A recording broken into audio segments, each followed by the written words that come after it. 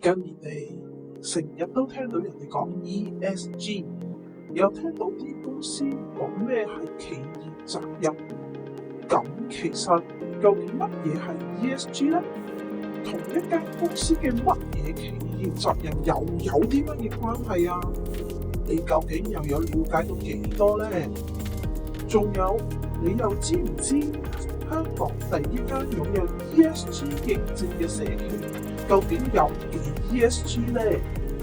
以上咁多問題係咪都搞到你一頭霧水、成頭問號呢？我哋而家又一一幫你拆解呢啲疑惑啦。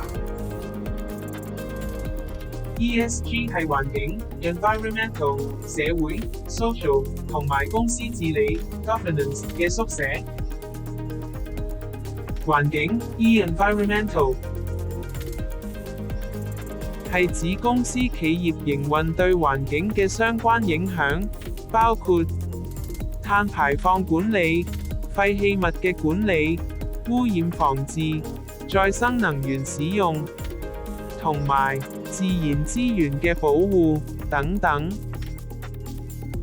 社會 （social） 係指評估公司點樣處理同員工、供應商、客戶與及社會大眾嘅互動關係，包括勞工標準同權益、社區參與、多元化同包容性，同埋客戶滿意度等等。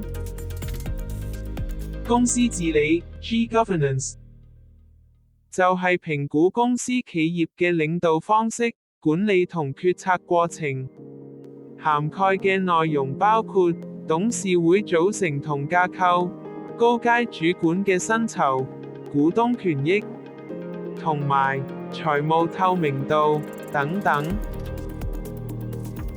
ESG 係一個用嚟評估企業喺永續發展方面表現嘅一個指標，透過考量企業喺環境保護、社會責任以及公司治理等方面嘅表現，投資人可以評估企業嘅長遠價值同埋風險。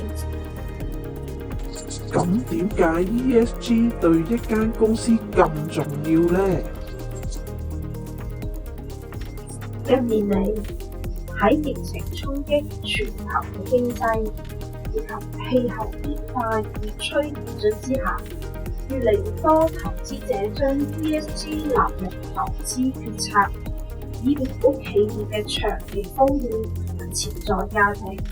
而有良好嘅 ESG 表現，通常代表企業嘅經營風險較低，更能應對市場嘅波動。而且 ESG 係企業實現永續發展目標嘅重要框架，涵蓋咗環境保護以及社會責任嘅各個面向。對投資人而言，唔單止係追求報酬，更希望資金投入能夠對社會有益。呢樣就係永續投資嘅核心理念。